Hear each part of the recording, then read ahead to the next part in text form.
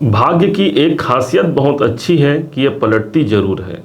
अब वो समय आ गया जिस समय पर देवगुरु बृहस्पति जो कि भाग्य के कारक माने जाते हैं, यही अब अपने वक्रत्व अवस्था को छोड़ करके डायरेक्ट हो रहे हैं, अर्थात सीधी गति से अब आगे बढ़ेंगे। यूं देखा जाए तो ये 4 फरवरी का डेट होगा जिस दिन देवगुरु बृहस्पति मार्गी हो रहे हैं। ठीक ऐसा समय होगा जहां पर 4 महीने के लिए अर्थात फरवरी, मार्च, अप्रैल, मई तक के लिए 15 मई तक के अब ये मार्गी अवस्था पर ही रहेंगे। न तो ये वक्री होंगे और न ही अस्त अवस्था में ही आएंगे, अर्थात जो कार्य होगा वो लक्ष्य प्राप्ति के लिए एक महत्वपूर्ण कार्य सिद्ध होगा। कौन से ऐसे कार्य हैं जिन कार्यों पर देवगुरु बृहस्पति की मुहर लग चुकी है, आज इस बात को हम जानेंगे। क्योंकि गुरु वो ग्रह होते हैं जो भाग्य का पर्याय है, ईश्वर का पर्याय है, अर्थात जिस कार्यों पर इनकी मुहर लग गई तो समझिए वो कार्य होकर रहेगा। आज हम जानेंगे उन्हीं 4 कामों के जो पूर्ण होने वाले हैं आपके अपने मिथुन राशि के अनुसार। एक एक बातों को समझिएगा, एक एक गंभीरताओं को समझिएगा और स्वतः डिसीजन लीजिएगा क्या यह वास्तव में कार्य सिद्ध होगा कि नहीं होगा।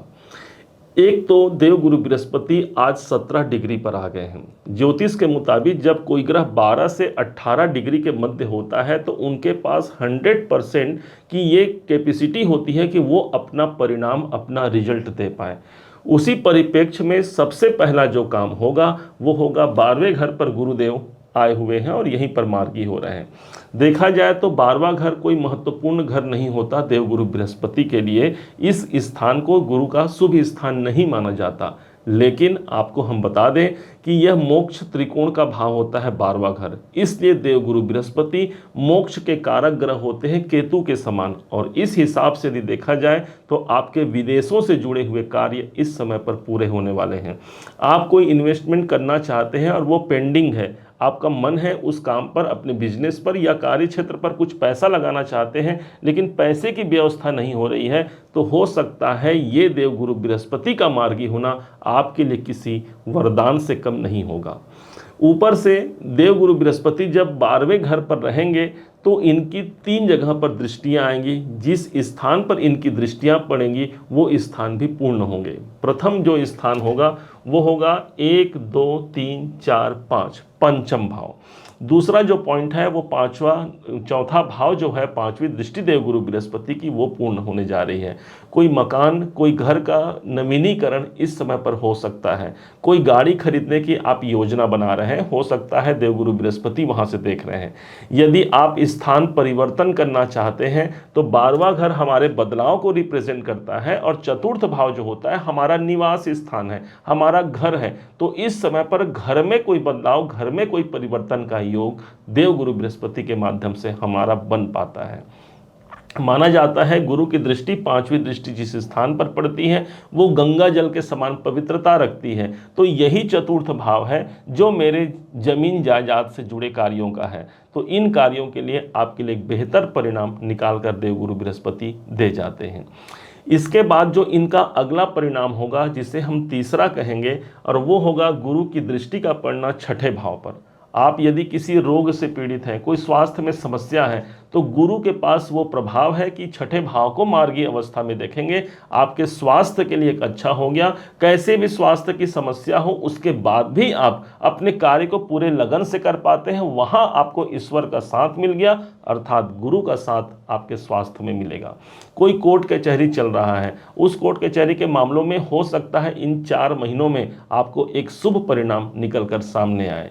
किसी कारण से हम शत्रुओं से परेशान हैं, हमारे कॉम्पिटिटर अधिक बढ़ गए हैं, जिनको लेकर के हमारे अंदर सब काबिलियत होते हुए भी हम अपना प्रदर्शन सही ढंग से नहीं करा पा रहे हैं, तो इससे आप मुक्त होते हैं, अर्थात आपको अपने शत्रुओं से मुक्ति देवगुरु बृहस्पति दिला पाते हैं।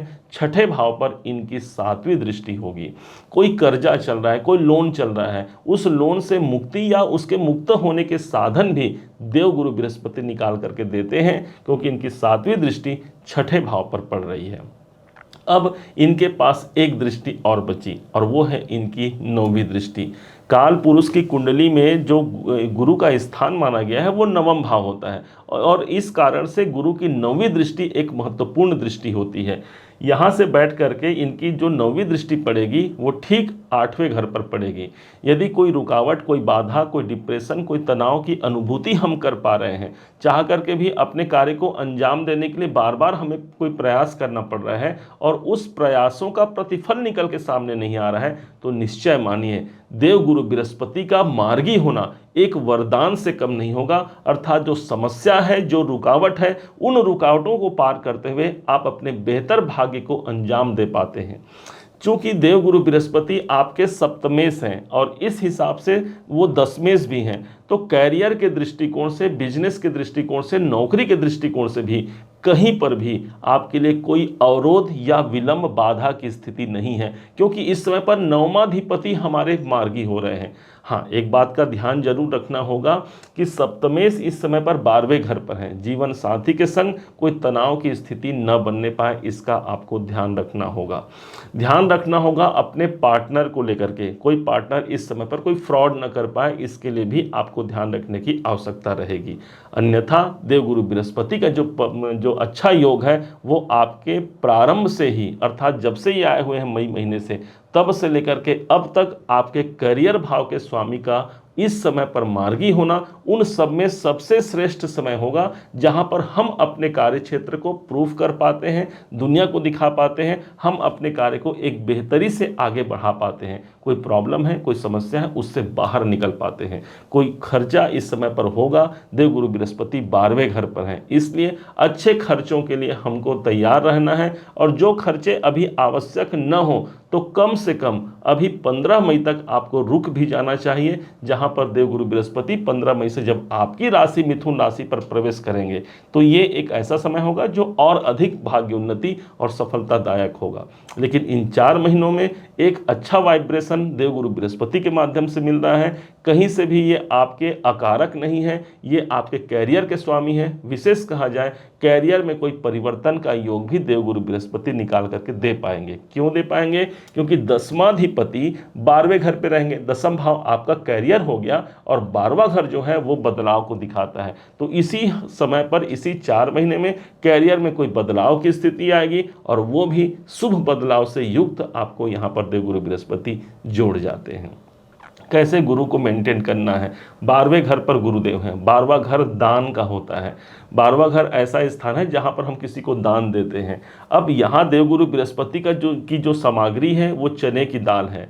तो बुधवार की रात्रि को चने की दाल आप भिगा दीजिए और गुरुवार के सुबह किसी जानवर को, गौ माता को आप खिला दीजिए। इससे होगा क्या? गुरु तत्व आपका मजबूत होगा। गुरु की सामग्रियों का आपने दान किया जो 12वें घर पर गुरुदेव विद्यमान है। इससे भाग्य की जागृति और जो आपको हमने 4 काम बताए हैं, जिन जिन भावों को एक्टिवेशन मिल रहा है यहाँ पर, उन भावों के शुभ परिणाम हम तक पहुँच पाएंगे। उम्मीद है आप सबने इसे समझा, आप सबने इसे जाना है। यदि आपने इसे समझा है, जाना है, मेरे समझाने का प्रयास यदि आपको सार्थक लगा हो, मेरे समझाने का तरीका यदि आपको सार्थक लगा हो, तो हर बार की भांति इस बार भी अपना प्यार भरा लाइक और कमेंट करना कभी मत भूलिएगा। और हाँ, यदि अभी तक आपने चैनल को सब्सक्राइब नहीं किया है, सब्सक्राइब जरूर कीजिएगा। पुनः एक बार फिर आप सभी का दिवस बहुत मंगलमय हो, इन्हीं शुभकामनाओं के साथ। जय श्री राम, जय गुरुदेव।